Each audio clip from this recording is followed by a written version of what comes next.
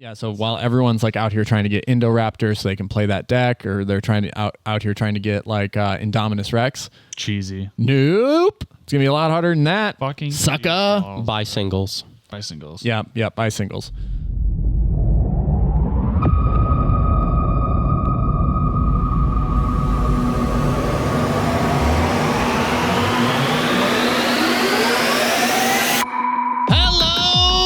Welcome to the Moxstars podcast.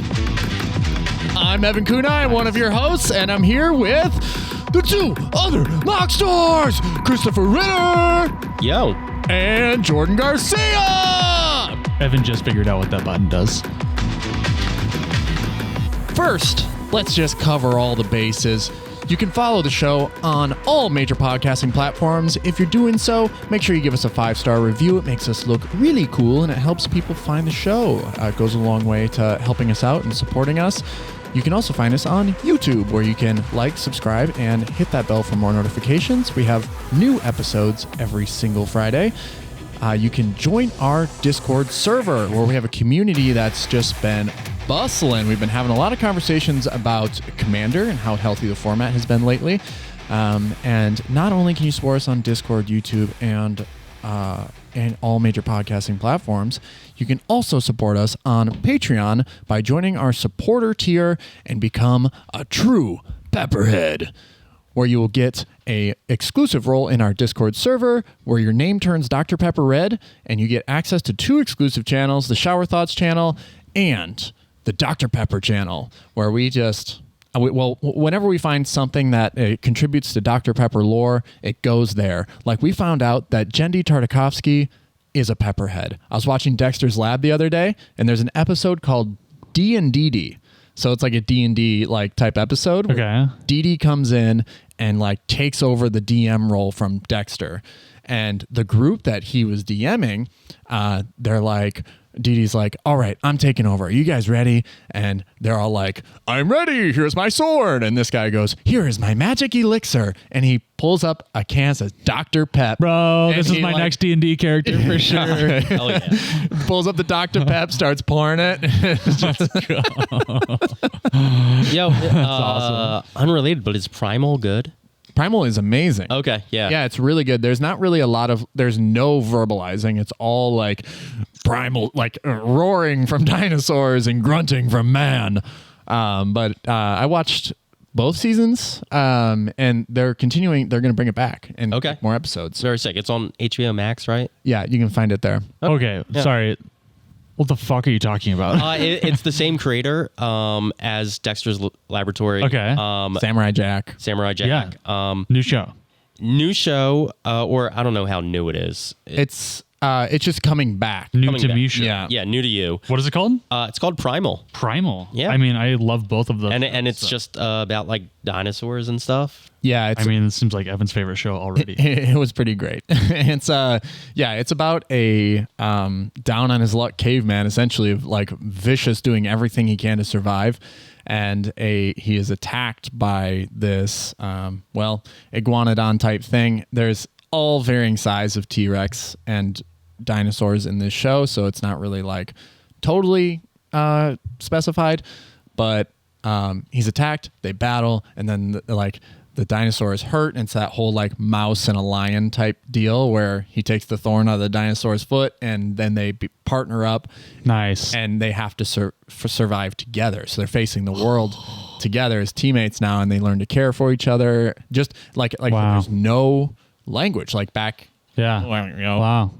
So No, I'm fully sold on this show. I'm 100% going to go watch it this weekend. yeah, it's actually really good, and it's just action packed from start to finish every single episode. Wow. So, Okay, fuck yeah. and has that like classic Samurai Jack animation style. Right, So which it's is like goated. Yeah, the action is amazing. Well, anyway, thanks for tuning in to the Moxstars podcast, where we talk about Primal, the best show on the internet. And we're the #1 podcast on the internet for Magic the Gathering and Dr. Pepper. And cartoon Dr. Pepper. In that order of 3, you decide which one we talk about the most. All right, let's get it kicked off. Today, we're covering a lot of bases because, well, Universes Beyond has become a everyday facet of the Magic player's life. If you play Magic the Gathering, I don't care what Mark Rosewater says, it has impacted your game of playing Magic the Gathering. There is no opting out of it as much as you can think that exists. There's no opting out. There's no space for opting out. There's not when literally every set is a different IP at this point. No, I agree with that. There is no opting out at this point. Yeah, you can't. You cannot. Yeah. So we're covering a few things. We're talking about the new Lara Croft Tomb Raider set, which spoiled this week. Yep, has an exclusively new card, but then also has a bunch of reskinned, reimagined cards from Magic's past. So that was a really cool announcement. I saw it and I was just like, damn, they really could use the pixelated version. Yeah, no, if they did like that old PS2, bro. Or the even the PS1 Tomb Raider would be crazy. I am honestly surprised that like the set didn't have multiple depictions because she's had like several iconic depictions. Totally. Yeah. Angelina Jolie. Yeah. I mean, we were all thinking it. But like, hear me out though, where they did the Fortnite set where it was trash and it was just screenshots from the game, but instead it's legit screenshots from PS1 Tomb Raider. You know, I would absolutely buy those cards. You could probably get away with that. I think it's vintage enough. Oh, 100%. Like, where it would actually like appeal to a wider market. That'd be gas. Yeah. It'd be like, I'm going to get on a tangent. It does break the immersion slightly. I think that the artwork they chose is to be more Does it break the realistic. immersion? Is there immersion anymore? I think that's a question we have to ask today. That's that's ultimately like the whole thing where you can't opt out. Breaks the immersion, you know. Literally, yeah. So, I mean, I will say before we get too far into this, you know, this whole concept actually came from one of our patrons in the Shower Thoughts thread, you know, talking and asking, like, you know, at what point is the immersion broken, right? And, you know, like, how do you guys feel about that? And, like, how do you feel, like, when you're mashing everything together, right? And I think it was your homie back from Wisconsin. Oh, yeah, Chris. it's my brother. Oh, it was your brother. Yeah, okay. It was Willie. Yep. Yeah. Shout out Willie. We talked 100%. about it a little bit last week, but it's a conversation that I think we've just been having in general. Like the Discord, I see it pop up all the time. People talk about it, right? Yep. And like some people feel very strongly about it and just don't like it whatsoever, and other people are a little more like whatever about it. Yeah, I think they could have made the guns more pronounced on Lara Croft's waist because it has reach, and everyone's like, "Well, why does it have reach?" And then it's like, well, she's an archer. Yeah. She's also always jumping. She also should have had death touch because she's an archer. Yeah. And guns. Guns are evolved bow and arrow. Pew, pew, pew, pew. That's what. Okay. So whatever. But I think the mechanically unique aspect of this card, it cares a lot about legendary artifacts and legendary lands, which is very fitting for Lara Croft since, well, she's always exploring new lands and searching for legendary artifacts, such as the Tomb Raider. Green, blue, red, legendary creature, human ranger, 3/4. She's got first strike and reach. And whenever she attacks, exile up to one target legendary artifact or land from a graveyard, not just yours, and put a discovery counter on it. More fun counters. You may play a card from exile with a discovery counter on it this turn. It just has raid. At the end of combat on your turn, if you attack this turn, create a treasure token, presumably to cast whatever you exiled. Yep. So this is not like exclusive to like just Lara attacking. This is something where you can play some weenies and just get that attack trigger. Raid is one of my favorite mechanics in the game. It's whenever Lara Croft attacks. No, it's whenever you attack. If you attacked this turn. But yes, if Lara Croft attacks, then you get the legendary artifact or land exiled, put a discovery. Yeah, I mean, this is nice. Like if you have like a cheap creature or whatever, even a Ragavan turn one, right? And then just swing and then I cast this, go to that, make a treasure, whatever. You're probably actually on curve pretty closely. Like with that, I think Ragavan's definitely going to be like an all-star when you decide, whoever decides to build this deck, that's a turn to Lara Croft where you get an extra treasure off of her trigger. Totally.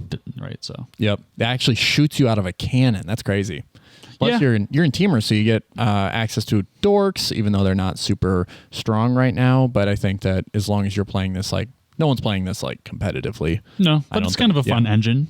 Totally. If you like this IP. Yeah, I think that's the thing, is it's a self-contained engine, and that is great design. I think that's what makes the most fun, like, middle commanders, like, middle power commanders. Like, fun build-arounds, you can synergize and, like, actually compete and feel like you thoroughly did something every game and feel satisfied in that without going like, you know, blowing the roof off the place. I think that's also good too. Like, especially with this Universes Beyond stuff, like if you don't want to break immersion, it's great that this stuff gets kept at like that mid to high power level instead of like, if you're a serious competitive player or something like, you don't have to see it. You say that, but all of a sudden Orcish Bowmasters is in every black deck.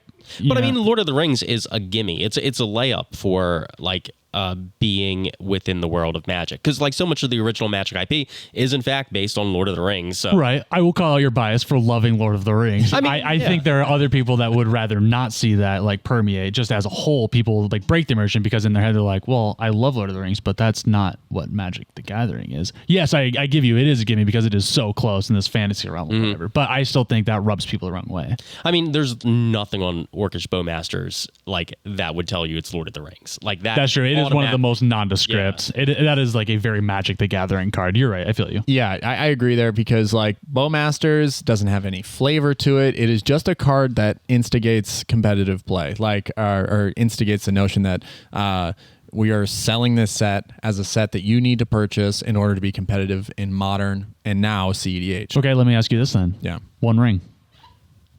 Is it flavorful? No, it's like that one is very, very much this is Lord of the Rings, and it is in every deck ever now, in every format. Yeah, but that doesn't break immersion for me either, because again, the vibe of Lord of the Rings is just so close to the vibe of what Magic's lore is. Yeah, it doesn't break it for me either, because like I think through reading the books, through watching the movies, it is always a mystery as to how powerful or what the ring truly does. And I think that as a Magic player, it's great to see how they were able to embody that without really ever really getting, like, we know that it makes Sauron have the ability to control essentially all others with rings, but I think they did a great job at not necessarily designing it to balance the game, but designing it with flavor and immersion in mind. Well, I mean, they definitely designed it to sell a bunch of boxes, that's for sure. Yes, they did. And they designed it and reprinted it in the holiday bundles, which with like 3 different arts and treatments and a serialized version. Yeah, so this is all like sort of tailoring. Yeah, or we're sort of like rolling into Lord of the Rings as a discussion of Universes Beyond, because it is. If you weren't aware, not within the Magic universe, it is just, I don't know, like this is where it's impossible to opt out. Because it's literally everything. It's I would say it's recent memory, it is the majority of the products we've been given lately are Universe Beyond products at this point. At least every secret layer drop has something Universes Beyond. Every mainline set has something, a UB connection to it at this point. And that's this year. This is like the first year they really went for it. What happens next year? Like, well, Marvel is something that they just announced. Right, but Marvel, how many? Final Fantasy, and like, honestly, man, when we played that game with Gavin, and we were, like, none of this stuff had been announced at that point, and he was kind of just like, just wait and see how much Universes Beyond stuff there is. Like, there's, he undersold it, if anything. Yeah, like it is saturating what the game is. So much so that there was a discussion about like how this impacts other aspects of the game, because a lot of these sets and a lot of these Universe Beyond stuff is designed to appeal to the largest amount of Magic players, which at this point the largest community are EDH players, Commander players. I honestly think that pivot in their mentality has been the most toxic change for our format and probably the health of like Magic as a whole. Yeah, it's definitely been damaging, because now they're changing how the packs are structured to appeal to that market, to appeal to those, just to make sure that, well, Mark Rosewater said it pretty clear and clean, or was that but we're not selling packs. Like you can't invest in our product because, well, there is no certainty in the investment. So it's like you buy cards, and that was a big part of the aspect that when I first became a Magic player was like very interesting to me, was like watching the market, like, and stuff like that, and really playing that game. And now it's something that there is no certainty. People don't have certainty in your product because they don't know what its value will be. And most people lose money buying Magic cards now, where before it was, I don't know, there was some sort of, magic about it. And it feels like less of that.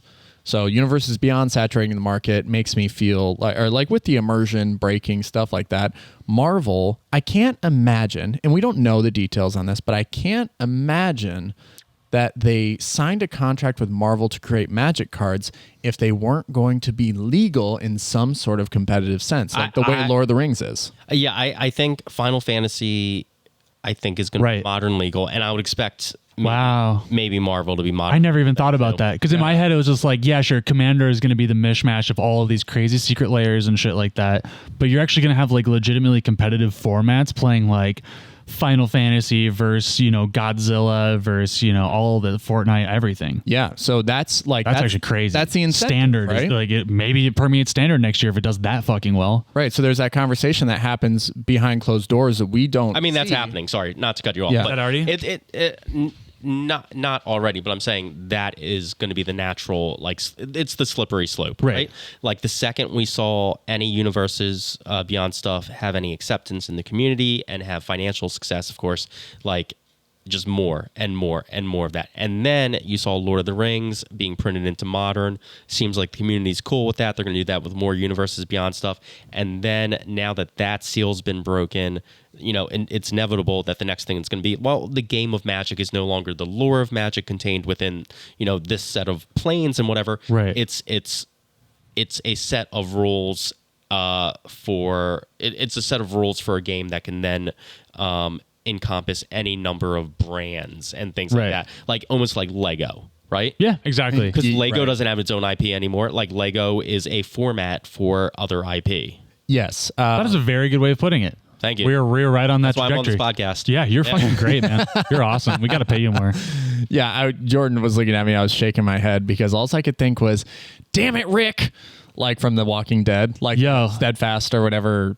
Steadfast Leader, bro. Yeah, Steadfast Leader. It's a CDH viable card. It has been for years. Yeah, and that was the first real domino to fall, was because I think that you saw like that Walking Dead set like be announced, and the vitriol that people hated it. Yeah, that was spewed all over this set. No one wanted anything to do with it, and like the thing is that everyone had to realize that it was being printed as a secret lair, which was part of the problem, but those cards were never going to be printed again. And so now they finally announced that they're reskinning them, but Rick is a competitive card. Like, it is necessary for Winota and for human strategies to exist. So it's sort of like was that first domino to say like, okay, people will buy this if we print things that are powerful enough to compete in, with other options in metagame. So like, as long as it can contribute to the meta in some sort of way, people will continue to buy this product and it will continue to spin that wheel. Yeah. I mean, it's exactly that. Like, this is gonna happen. It's just a matter of like, when does this happen? I think 2025 is like, you're going to say for certain that's what the game's going to be in 2 years. Oh yeah. Yeah. We're getting a lot of return to certain planes. We're seeing like this year, we are seeing a couple new planes pop up like that are original Magic IPs. But with the way that the game is, like you said, is headed, with the change in packs and stuff like that, we just don't know how long standard is going to exist. We don't know how long like that rotating formula is going to work. It only really works on Arena. So outside of that, people prefer, just like the community has voiced their, preference is that they prefer to play with their friends in a large multiplayer format. So EDH is definitely like taking over, and that has been Wizards of the Coast precedent in their decision making since when? Like since Hasbro took over, pretty much, right? 2018. I think we can like put a pretty firm stamp on that to say that. Oh, things have been going downhill since they took over for sure. And then a little bit later, they announced that Commander was the biggest format. Yeah, stock price has been going up, but like the amount of product that they're putting out, has definitely done nothing but oversaturate. Oh yeah, no, I mean for the health of the game. Yeah, no, yeah. I've seen nothing but bad decisions be made for about 5 years at this point. Yeah, so not to get too off track, the Universes Beyond stuff is mechanically unique. It is something that is contributing to the overall game, and I think that's like primarily what we're saying here. Do you want to go over the reskins? Yeah. So for the Tomb Raider ones, this is your freaking vibe. So that was the one unique card, and then we have some cool reskins. We have Search for Escanta as Heart of the Explorer, Anger of the Gods, Storm of Yamatai, The Grim Whisper is Bow of Nylea. Shadow Spear gets a reprint as Totex Spear. Academy Ruins is Kitez Sunken City. And get this. They even made a fucking treasure token for this, dude. Woo! Yeah. Well, that one is like you need a treasure token with if you're going to play Laura, right? I mean, that's what she does. She That's hunts true. for treasure. Great treasures. Boom. Yep. So I think that's flavorfully on point.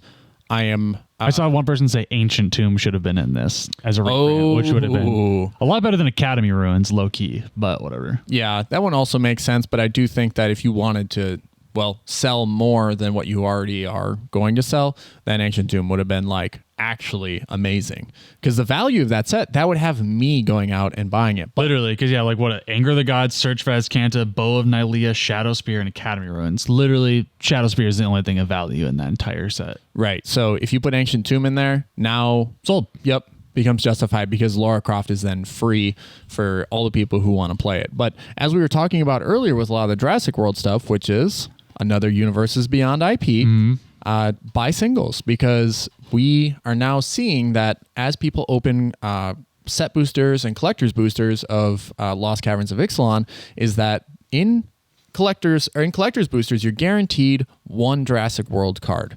But they neglected to tell you that that can also be a token or one of the basic lands. So a lot of people are reaching this like, they're being disappointed by the, by the Opening product. packs feels real bad. Super in the past bad right year, now. I would Yeah. say. Yeah. Yeah. I mean, especially when box prices keep rising too all the time. Yeah. The only thing that I would feel comfortable in opening is like, honestly, a draft booster box. And that's only for the experience of drafting it. Yeah. Is where I would open product. Man, a collector's booster at like $30 or whatever it's coming in at. Higher. And ripping that open and getting just unplayable garbage out of it just feels so bad. It's pretty cool, man. Yeah. It's pretty freaking cool. Yep. And like I wouldn't even say that it's ever felt worth it to me, like as a Magic player. And it just felt like going into a store and seeing a pack for $27 to $30 just never felt justified. Especially since I could go online and buy singles. And for the longest time, Tolarian Community College has been the leading voice in that, is like, buy singles. Right now, it is the smartest thing to do. But now, as sets release, you don't even know if you can buy the singles because you don't know where they're going to be in the market. Yeah, I have no idea where the market is anymore, right? Yeah, you just like Shoulder comes out, it's $80. Like, well, that's going to drop. Nope, never did. Yeah. Got way more expensive. I mean, like a card like that, if you know it's going to be good, I think you just got to buy it pre-release price. Which is going to be the lowest. You got to take that gamble because the bulk is bulkier than ever. So bulky. So true. And there's more than ever just because the amount of sets coming out. You can't even sell bulk that you collect because no one wants it. Nobody wants that garbage. Everybody else has it. People used to want to pick up bulk. There's too many fucking cards. Yeah, we're making too many cards. I put it in shoe boxes and leave it in the lobby of my apartment building. Yeah. Like that's the only way to get rid of it. Like. That is for real. Yeah. So, like, the thing is that with the Jurassic World cards, the print rate, the what you can pull and everything is just very up in the air. Apparently, if you open a set boosters, it is 1.2% of packs is the current run rate for pulling a Jurassic World card out of there. And that can be, like I said, it can be a basic land, it can be a token, which is a really feel bad moment when you open a collector's booster that your guaranteed Jurassic World slot is a treasure token that is a Barbasol can. Like, I get like that, the notion of like being very on point, like it's very flavorful to the Jurassic World drop, but people aren't looking for treasure tokens. And that slot was meant to carry the value of that pack. A lot of the value of that pack. So people want to play Life Finds a Way. People want to play the Indoraptor as a commander because they see it as very interesting set design or very interesting, just unique mechanics. So we're witnessing the fumbling of what would have otherwise been a really like flavorful mishmash of IP and standard like release set. So this one for me, like obviously I have preference to dinosaurs. We all know this, and Dr. Pepper.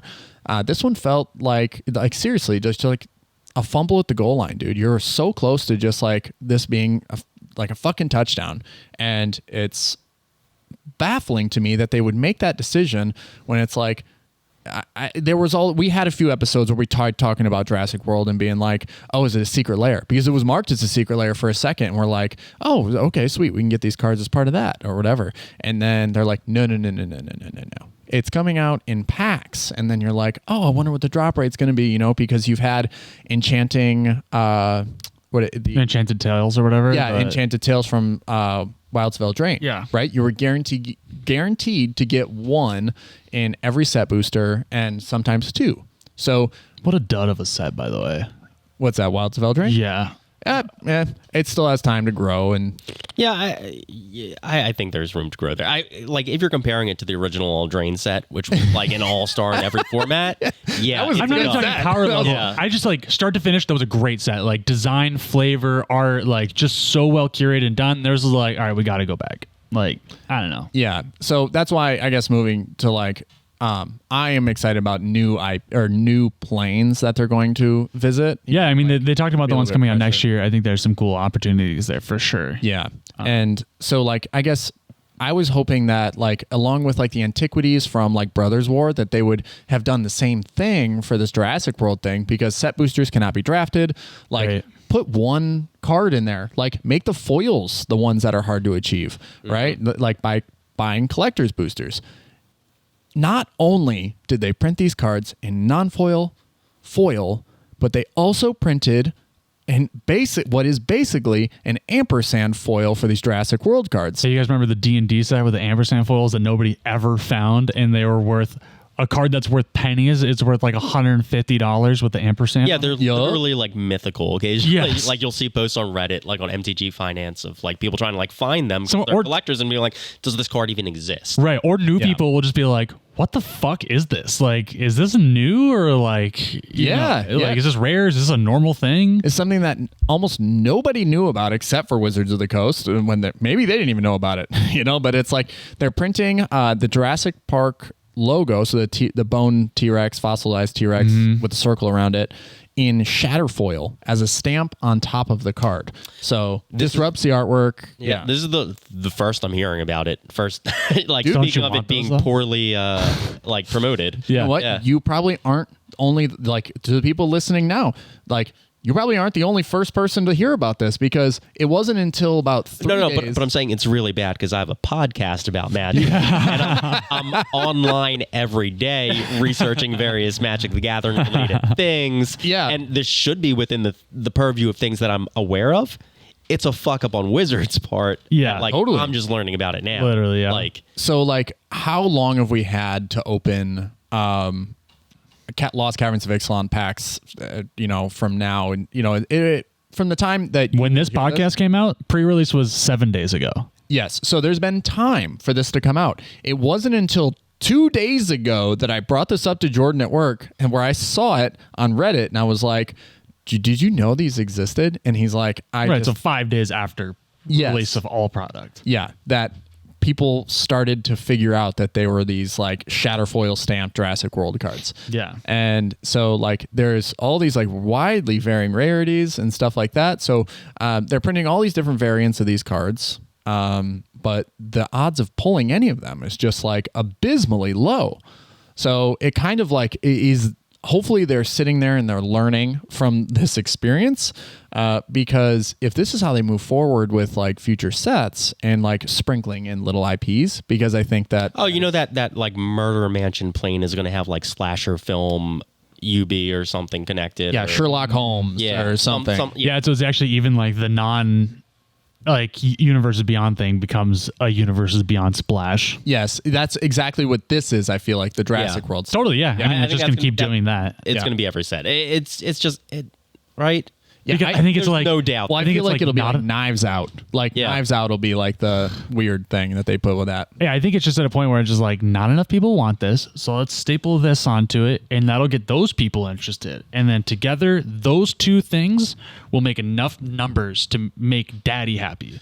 And then we're just going to keep doing that until we've completely tanked this game into the ground. Yeah, it's sort of the way... Yeah.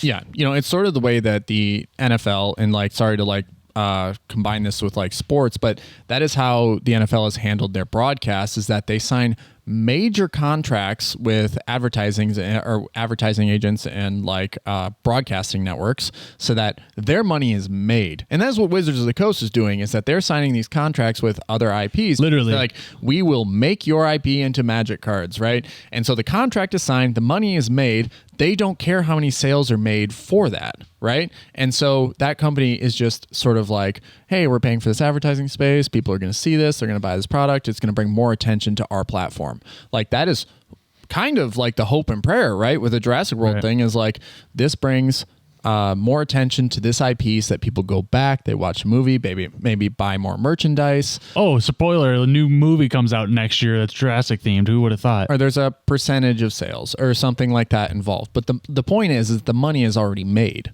on Wizards of the Coast. Yeah, it's money not relying on, consumers buying packs, which they know people don't want to do anymore. It's supposed to incentivize that, but it doesn't matter for them. Yeah, also, exactly, insurers on the back end, that doesn't matter to them as much. Yeah. So there was also another IP that came out that did see a lot of success in sales, which is like sort of the silver lining of how this can actually affect the game in a positive way. And that is the Doctor Who Commander decks. I think that a lot of people are out here, and I watched a lot of videos on just like Commander gameplay with these, and they looked like they were a lot of fun, like mechanically unique, like actually incorporating old mechanics to like sort of increase the flavor, like with like suspend counters, like time travel, stuff like that. I thought that was a really cool way to like design things. And some of this stuff has a lot of thought put in. Mm-hmm. And that's really what I want to see from this stuff. But some of it just doesn't feel like that. Or I mean, Ash from Evil Dead just being a pure steel paladin doesn't feel like anyone put a lot of thought into that, right? Right. It doesn't make sense. Yeah.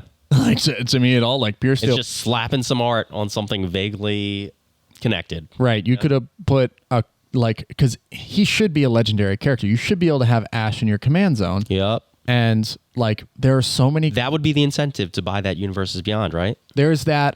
So what you could do is or what they could have done. You remember Wyleth? Do you know who Wyleth is? It was a commander face card. It's a Boros equipment commander. Yeah, Boros equipment commander. Yeah, perfect. That says whenever it's equipped. Already better. I know nothing about this card. Already better than what they did. Yeah, because, I mean, obviously Ash needs equipment, needs his chainsaw. So you could have just reskinned that, and then you probably would have seen back-end sales on that deck happening, like, in response to the Ash being Wyleth. So, it feels like there could be a little bit more thought put into, like, reskinning of cards. So yeah, even like the Princess Bride one, where Princess Buttercup is a reskinned Cisse Weatherlight captain, which does get played. You could put more thought into that. Is Princess Buttercup in any way thematically similar to Cisse? No. I want you to know, I actually just physically cringed when you said the princess. I will say that even though that card wasn't really thought about, a lot of the other stuff was, and it was actually a really great secret lair, because we finally got a Samut Voice of Dissent reprint, which was Inigo Montoya. So, you kill my father, prepare to die. The silence is good. Yeah. I mean, they double strike. It's just frustrating when they demonstrate that they're capable of doing the work, and then clearly just one card adjacent, they're just fucking off. That is the point to be made. Yeah. Is that there is, when they do obviously know what they're doing, and then they fuck off on one. Yeah, and that's circling back to Doctor Who. That's the same deal. Like, Doctor Who's so well done. Warhammer 40K, so well done. Yeah, exactly. Lord of the Rings, even, so well done. And then you see just some sloppy cash grabs. It's just like, fuck you guys. If you're going to do this, I wish there was a way to make it, like, contained. Like, right, we're talking about all these contained options and, like, how to limit the scope as more and more stuff gets shoved down our throats. We can...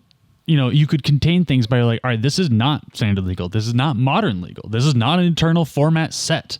We are doing an experience, and like selling experiences. Maybe that brings people back to F&M because you do drafts and you do unique Doctor Who draft experiences and stuff like that. Just kind of like, hey, we have this rule set available, but these cards are only legal with these cards. Like Commander decks plus... Commander decks plus, the set that they had already, but it's just not standard legal, and it's not modern legal. Guys, I had a really good idea, and this is an idea that I just had just now, which is that what if there was a format? Don't take this from me. I was waiting for you to go. Yeah. Okay, it'd be funny if we actually had a name for this, right? Evan, go ahead and get on your soapbox. May I introduce to you Commander Contained? Nice. Bringing back that. Yeah, there we go.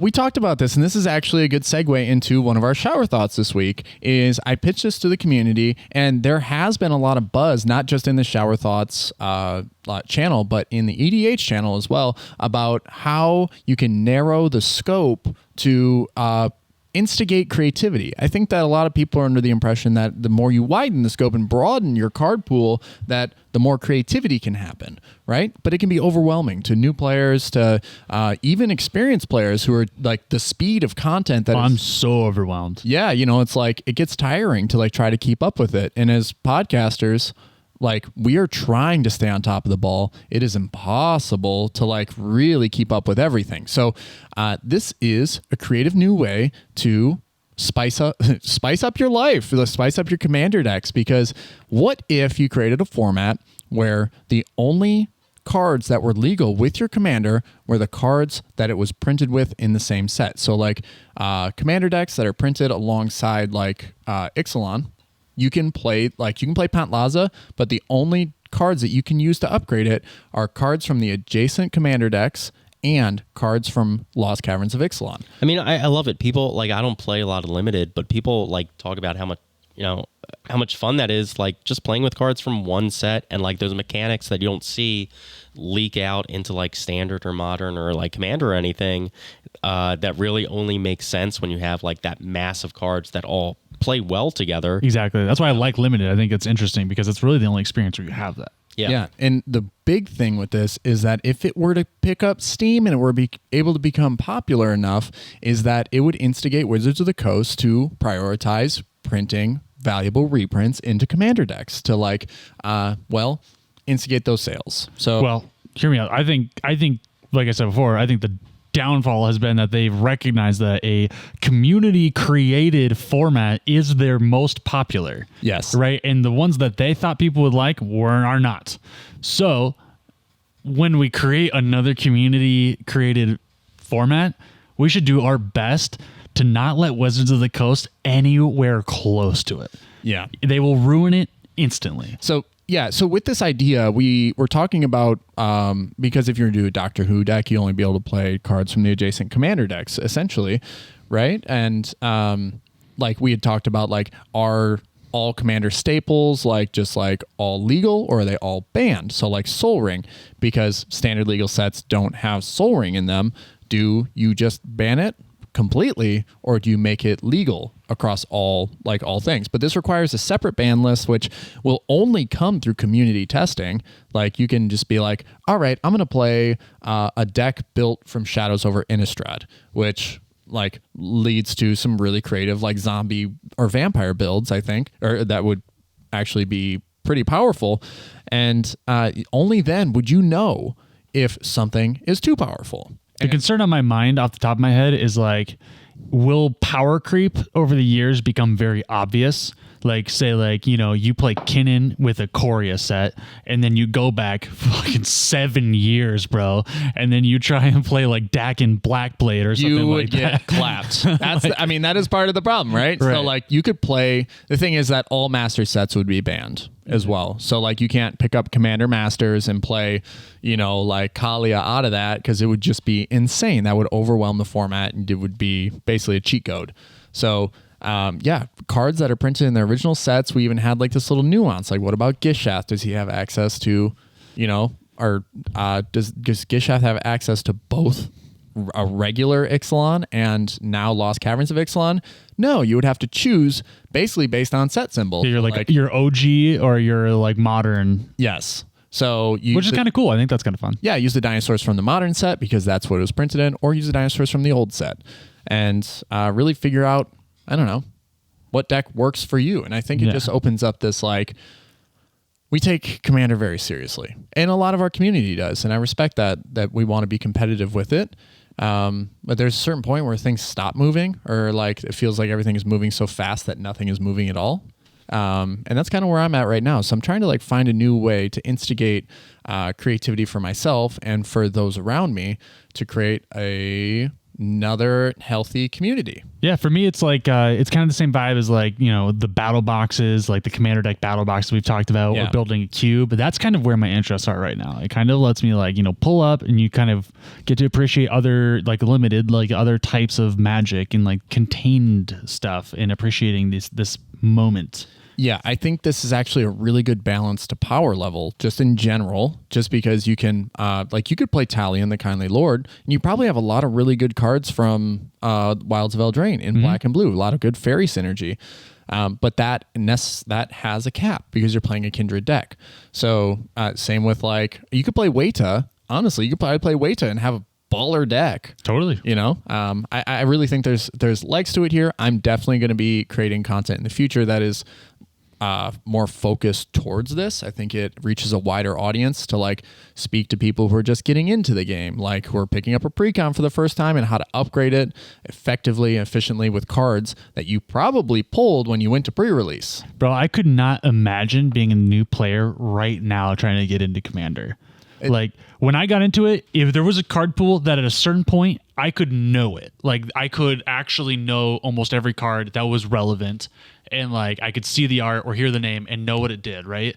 That there's just, the card pool is huge. There's no way. And they add hundreds every year. Like there's just literally no way. Yeah, there's the two perspectives, right? Where we're at, where we're like, wow, there's so much stuff being dropped into the pool, right? But then there's the other people who can keep up with it and are saying like, wow, this is so exciting and this is so healthy, because I think shout out to those people, man. Yeah, things are always changing, and that is like what they want to see. So, or maybe it's just like, you know, maybe the goal is that the ocean's so big you're never supposed to see the other end of it, right? So it's like you're just swimming in the deep end, and like, you know, you're just, oh, I'm just the happy little like, you know, ignorant Commander player, and I get to pick all my little stuff, and I don't worry about the scope of things and how big it's gotten, pretty much because new people just don't know. New people don't know what it used to be like. Yeah. So it's meant to, I guess Commander Contained is meant to make the effort of building a deck less daunting, because that's exactly. It's ultimately how it's been feeling lately. Is you pop a legendary creature into the command zone and you go, Utopia, like it's got green, I'm gonna play Birds of Paradise, Utopia Sprawl, and then I got Soul Ring, Signet, probably the One Ring. Just too much of it is solved, which is literally yeah. So we're trying to like unsolve it. Yeah, because that also gets boring. Yeah. Like that's why Commander got created, right? So that's another way of doing that. Yeah, it's why limited, when I go to play limited, even like they give you a sheet, right? And when you open up your pre-release box, you get this sheet that says you should play 17 to 18 lands, 17 to 18 creatures, and 4 to 6 non-creature spells. And I'm reading that thing and I'm like, that's not how Daddy plays a game. Like that is literally just intro thinking. Yeah, it's like Daddy plays a game with 15 lands, and then he figures the rest out. And then fuck. Yeah. It's like, and I've had a lot of success doing it that way. When I tell players I play 15 lands, their jaws hit the floor, and I'm like, well, it's just my style of building decks. It's like my style of, like, I will mulligan to get, my curve's super low. I'll mulligan till I get 2 lands, and then see where the game takes me. Yeah. So that's sort of like, this whole thing. I'm just looking for a refreshing experience. Yeah, I'm actually the most interested I've been recently in brewing anything is like a cube. Yeah. Cube right now. But that being said, this sort of like idea sort of pushes any Universes Beyond product out of the realm of possibility. Crazy. Wow. It's like, that was like... Wow, giving purpose to Magic IPs. Crazy concept. Like what? They can't even do that themselves with sanctioned events anymore? Crazy. Yeah, outside of that, I think with Universes Beyond and what we're going to see, Ritter, you nailed it right on the head with that point earlier in the show. This is something that is now too big to stop. Like there is no like speaking with your wallet. There is no like speaking with your wallet is going to have repercussions 5 or 6 years down the line, if at all, so taking action now, you won't see any change for a long time. This is something that is, it's snowballed. The ball is rolling and it's not stopping until, it reaches the bottom of the hill. Pretty much. Yeah. And it's probably going to go a little bit further after that. Accurate analogy. Yeah. I guess I gotta keep my optimistic hat on and just be excited to see what the Final Fantasy set holds. That's what's coming next, and Gavin seemed really excited about it. So I would be thrilled to see what the Buster Sword does. If the One Ring. The One Ring is as good as it is. Imagine what the Buster Sword does. It's got to be the best equipment to drop in like 5 years. Or like the Gunblade from Final Fantasy VIII. Okay, that would be gas. Like, what does Titus do? What is, like all these things. And that's the imagination. What is a chocobo? Dude, is it a vehicle? Is vehicle animal like transfigure? Transfigure vehicle something? I don't know. Gavin? Yeah. Chime in, dude. I'm sure you've turned it off because we've bashed Wizards of the Coast for like the last 30 minutes at this point. But no, ultimately, as Magic players, it gets to be. There are times when I sit down at the table, I'm very appreciative for those experiences. I think pre-release is probably one of my favorite events to go to, just because I get to sit down and just like play the game. Like I think it feels like almost like the last pure form of from what we Magic used to the Gathering. know. Yeah, and everything else has become pretty overwhelming, and it's like hard to come to terms to sometimes. I think that like change is always scary, and it's not always the easiest thing to move forward with. So yeah, I got my, like I said, optimistic hat is on. I love it. And I'm trying to see what Final Fantasy set holds. It is literally like you got to pick and choose your battles kind of thing, like you just have to enjoy it for the the parts you enjoy it for, and put those blinders on that Mark Rosewater loves talking about. Yeah, it'd be cool to see what kind of commander contained deck I can build out of that. That's where my out of the Final Fantasy stuff. Oh hell yeah! I tried to brew some stuff with the Lord of the Rings set, same basic concept, and it was really fun. Like that would actually be a great set to do that. Yeah, because you were talking about doing the battle, like a battle box but with that kind of concept, right? Exactly, where you're only going to upgrade them with cards from the set. Yeah, and it was really fun to work within that space, and when they put the thought into a set. Where you have like that card pool where you can actually like have a satisfying like deck building experience, like it's fun. Yeah, you also get a really pure form that isn't like, I know a lot of people like to complain about infinite combos and stuff like that, and this is actually a way to sort of like nullify them without making games go crazy long. I think they usually don't print those pieces together in the same set. Yeah, try not to. Those are mistakes separated by years. Yeah, most of the time. Mm-hmm. So if you are a listener who doesn't necessarily appreciate infinite combos, Commander Contained might be for you. Yeah, I'm curious about the idea. I like these weird fan-made formats. I think they're the most fun. So I want to give it a shot, and I'll definitely put a list together for sure. Yeah, I think it's going to be actually really balanced, or more balanced than we imagine. Zatalpa, you have like 80 options. You do. That is not that you get to pick like everything, right? I'm just saying you have like literally 80 options of where you choose your set from. Yeah, that's true. There's a lot of commander decks that had Zatalpa in it. Same with like Itali. So like you could be like, if you wanted to play Dockside, you would have to choose a commander or a legendary creature from Commander 19. Itali was in that deck, right? Yeah, of course it was. And so was Zatalpa for literally no reason. Yeah. So they did not know how to make commander decks back then, bro. No. Well, that's the thing, is that every other time Dockside's been printed, it's been a master set. So unfortunately, not going to be able to draw from that pool of cards. If you want Dockside, you have to play Itali or Savine. Yeah, you would have to play something from Commander 19, which is, I guess, Elsha if you wanted to go. Yeah, there you go.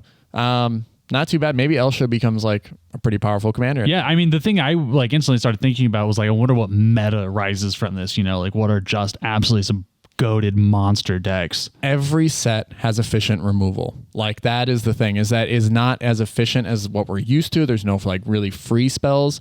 What does Commander 2020 look like as a like focused deck? Do you play like Calamax? Does Calamax go crazy because it includes Deflecting Swat and Fierce Guardianship?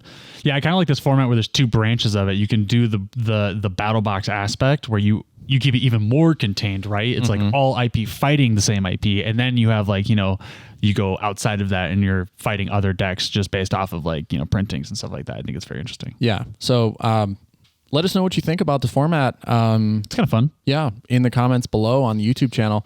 It'd be great to hear what you all have to think. You can also join the Discord and contribute there. And if you want to have direct influence on the conversation, we're having this conversation in the Shower Thoughts channel, which you can get access to by joining our Patreon for $3 a month. You can become a supporter. This is literally how we come up with every episode idea. Is we just scroll through the conversations on Discord.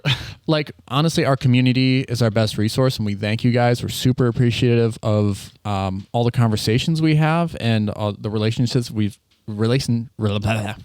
that we've built through that process. And we're super excited to play more Magic with everybody. And two, I don't know. I ain't got a two. I got to think my leg cramped really bad right there. Oh. Jordan is standing up from the table. Oh God. Uh-oh. All right. We're going to talk about the other thing. Oh yeah. Yeah. Well, I mean, I guess sick segue of my leg just fucking destroying itself right there. So I think with kind of maybe we kayfabe it. Maybe that's why. What? Why you're dropping out. What? The leg thing. The leg thing. Oh yeah, he's getting up from the table. That's the new narrative. That's just my walk away. Yeah. So I mean, we were just talking about it. Obviously, my feelings on Magic are not super positive right now. But additionally with that, I'm kind of at a point in my life where my mental health is not the highest I would like it to be at, and I think I need to start taking that a little more seriously. And Magic has just been much more work than joy for me than like it used to. So for all those reasons, I'd like to take a step back from the pod and Magic and regroup and, do some positive things in my life. And like when I'm ready, step back in. I really like, these fun ideas that we've talked about, for like these alternatives. But like, as far as keeping up with the rat race, I'm out. I'm out right now. Yeah. This isn't something that you as listeners should be worried about. Jordan will definitely be back, but we need to, we all need to take care of ourselves. And mental health is one of the more, if not the most important thing to acknowledge and take care of. I will say, like, this has been a great experience. Like, I mean, I actually find I really love podcasting. I've never done anything like this before, and like doing it with you two guys has been fucking awesome.